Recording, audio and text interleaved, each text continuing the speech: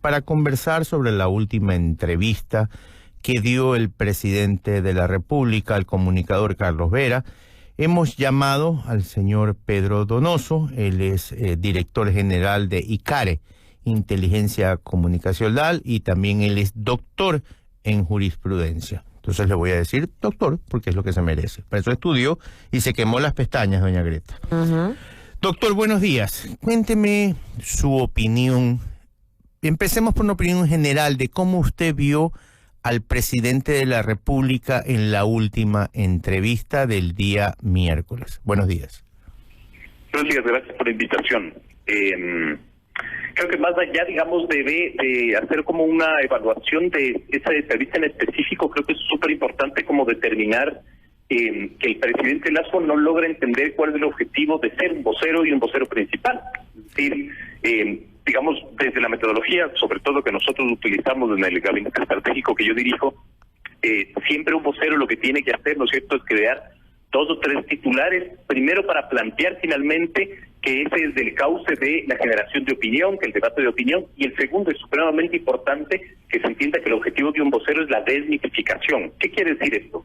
Alrededor de cualquier gestión política, social, económica, comercial, se generan mitos, es decir, la gente puede construir mitos alrededor de una gestión, y es importante que el vocero sepa cuáles son esos mitos y empiece a desmitificarlos, utilizando finalmente la oportunidad que te da las entrevistas, las ruedas de prensa, etcétera, ¿no? ¿Cuáles serían los mitos que debió haber desmitificado? Para mí, el primero, que no hay obras. Segundo, el tema de la seguridad, que no se está haciendo nada. Pero no sé si hay otros mitos que debió haber desmitificado ese día. Yo no me quiero poner así como súper pesado para que la gente no me entienda, pero quiero como que intentar explicar, ¿no es cierto? Hay macromitos y micromitos. Okay. Los micromitos son los que usted plantea, es decir, es evidente que el gobierno tiene que demostrar que finalmente está trabajando, está haciendo obras, ¿no es cierto?, que de una u otra manera la inseguridad con las obras o con los proyectos o con las políticas públicas que está determinando el gobierno va a reducir. Pero claro, de los grandes macromitos que existen, ¿no es cierto?, es que, claro, el Ejecutivo está ausente, o por ejemplo, los altos niveles de pesimismo. Yo les escuchaba, ahorita hacían ustedes una lectura de las encuestas presentadas por Gallup, ¿no es cierto? Y cuando nosotros hacemos una valoración o a nuestras manos llegan encuestas que nosotros contratamos, por ejemplo, lo primero que hago yo es ver el estado de ánimo de la población. Es decir, qué tan optimista o qué tan pesimista está una población, porque esa es la cifra más importante. Ni siquiera es tan importante cuánto se califica un presidente, sino cómo está la población.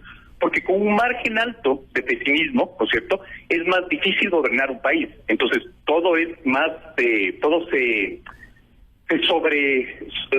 sobrevalora, todo es más complejo, ¿no es cierto? La población, al estar pesimista, confía menos en el resto, etcétera, ¿no? Y el segundo gran macromito es la poca credibilidad que tiene el Estado. La última encuesta de perfiles de opinión de inicios de octubre, el reciencito, nos dice que solo 1 de cada 10 ecuatorianos confía en el Estado, ¿no? Entonces, 9 de cada 10 se siente pesimistas en el Ecuador, de acuerdo a esa misma encuesta, y 1 de cada 10 no, y 1 de cada 10 cree en el Estado, es decir, 9 de cada 10 no creen en el Estado. Esos son los grandes macromitos, y los micromitos, sí, yo concuerdo con usted, que deberían ser la presencia del gobierno, la política pública, la obra, y digamos que estamos encaminados a resolver los problemas. Pero a este paso, la única forma de que este país se vuelva positivo o que tenga esperanza es que la selección nacional gane el mundial, porque el gobierno no tiene una narrativa de nada. No tiene voceros, aparte, como usted mismo lo dijo, que el mismo presidente, y los pocos voceros salen y dicen cosas que después se tienen que dar la vuelta y decir, no era tanto así como lo dije. Es correcto, es decir, el estado de ánimo puede mejorarse, ¿no es cierto?, de distintas maneras, ¿no? Ahora, ¿cuál es el problema? Y este es uno de las hipótesis que nosotros lanzamos en el último análisis que enviamos a nuestros clientes. El problema es que, ¿no es cierto?, ese estado de ánimo tiene que ver con el rompimiento del tejido social. Es decir, no es, como dijo el exsecretario de Comunicación, que el ecuatoriano es negativo y le gusta ser negativo. O sea, claro, el pobre no es pobre porque quiere, ¿no? Es decir, las cifras están ahí.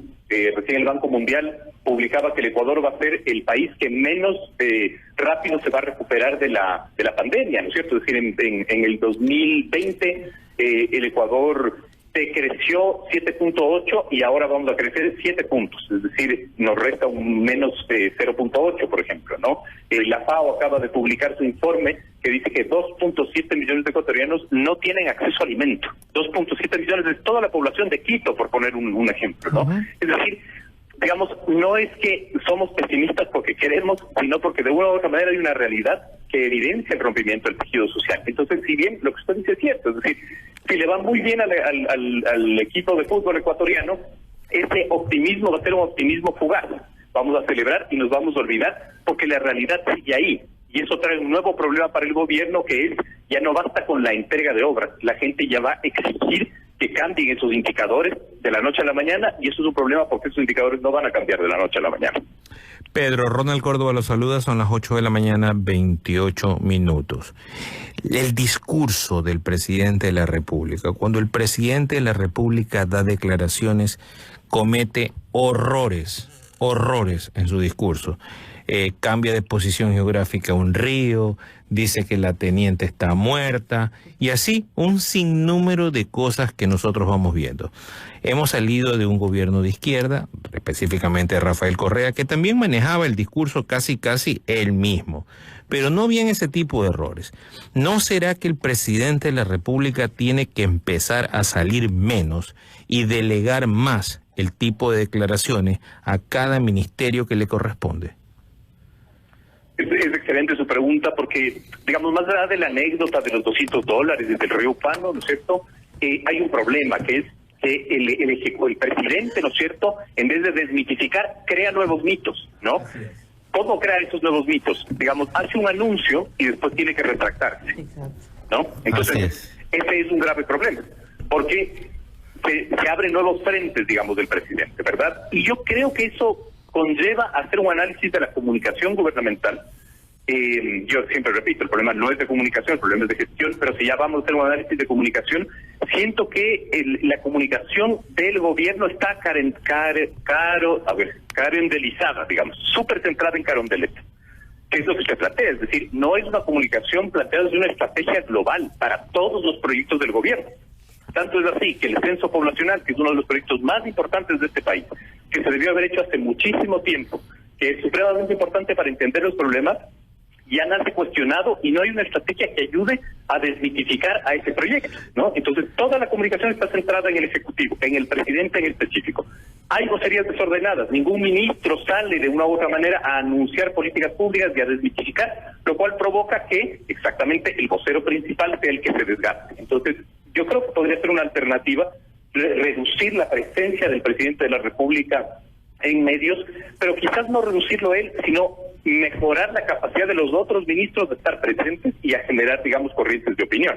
Pero para eso necesitas que comunicar, y esa es otra discusión. Yo no puedo reconocer 5 políticas públicas de este gobierno, por ejemplo, ¿no? Entonces, es difícil que los ministros salgan a decir algo que no existe. Hoy día, Pedro, tuvimos la suerte de tener también en estos micrófonos a Luis Changó, el presidente de Muchugruna, pero lo llamamos por el tema indígena y las mesas. Y nos decía que los paros, pese a que él no estaba de acuerdo en los paros, era por falta de políticas públicas. Él tampoco cree en el tema, por ejemplo, de los subsidios a la gasolina, pero no hay no hay un tipo de subsidios, no solo por ser indígena, nos decía, él nos recomendaba, por ejemplo, él recomendaba que toda persona mayor de 75 años, porque en este país la edad no ayuda por la experiencia, sino que desayuda para conseguir trabajo, tuvieran subsidios. La falta de políticas públicas, como usted también lo dice, y la falta de narrativa, yo, en mi opinión personal, no sé la suya, es una de las faltas graves que tiene este gobierno. Pero vamos más allá. Acabamos de nombrar al nuevo secretario de Comunicación, Andrés Seminario, un personaje que tiene mucho bagaje a nivel de comunicación política. Esperemos que le vaya bien, porque si le va bien significa que al Ecuador le va a ir bien. Pero tiene muy difícil el trabajo por delante, Andrés. Muy difícil, digamos, porque no es un tema de personas, es un tema de dinámica, ¿no? Yo concuerdo con usted, digamos, es una opinión personal, no es parte del análisis. Andrés me parece que es una persona con muchísimas credenciales, un profesional de lujo, pero claro, hay que hacer una radiografía real de lo que está sucediendo. El anterior secretario de Comunicación, en varios de sus pronunciamientos, acusó al anterior secretario de Comunicación de que no estaba bien construida la TECOM, de que no había profesionalización en la comunicación, etcétera, lo cual podría demostrar que dentro de Carondelet hay facciones que se están disputando el poder. Es algo normal, ¿no? En todos los gobiernos ha existido. Pero si hay esas dinámicas, lo que habría que esperar es que al nuevo secretario de Comunicación le dejen trabajar, y cuando tú dices dejen trabajar, es que haya decisiones políticas pensadas, por ejemplo, en un buró, en una mesa chica, ¿no es cierto?, que esas decisiones políticas entiendan para qué se originan, ¿no es cierto?, y eso requiere de información. Yo creo que ese es el grave problema de este gobierno no tiene información ni cualitativa ni cuantitativa.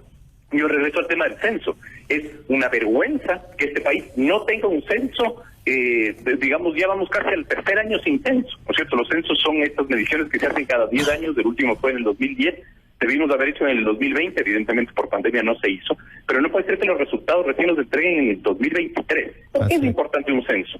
Porque te va a decir el Ecuador que tienes que gobernar, ¿no? Y después, y con un país atravesado por la pandemia, tiene otra dinámica, ¿no? ¿Cuánto es la migración interna, urbana-rural, rural-urbana? ¿Cuánto es la migración externa, etcétera? Todo eso. Eso es parte de, yo creo, el paquete de información que el gobierno no tiene. Entonces, ojalá el Ejecutivo le pueda dar al secretario de Comunicación la materia prima para poder trabajar. Un carpintero, ¿no es cierto?, entrega una mesa y esa mesa depende, o sea, su calidad depende de la madera que le entregue, ¿no? Y creo que eso es parte del reto que tendría el nuevo secretario de Comunicación. Es decir, tiene poco material para comunicar. También. Así es, poco material para comunicar. En eso termina todo. Sí, o sea, leía a un amigo también de la casa, que es Carlos Ferrín, también asesor político, que en Twitter decía, si vas a comunicar lo poco que hay, no traigas a un Mercedes-Benz para que lo maneje, o no traigas una bicicleta para que lo maneje un piloto de Fórmula 1. Tienes que traer una persona que vaya de acuerdo con las necesidades actuales.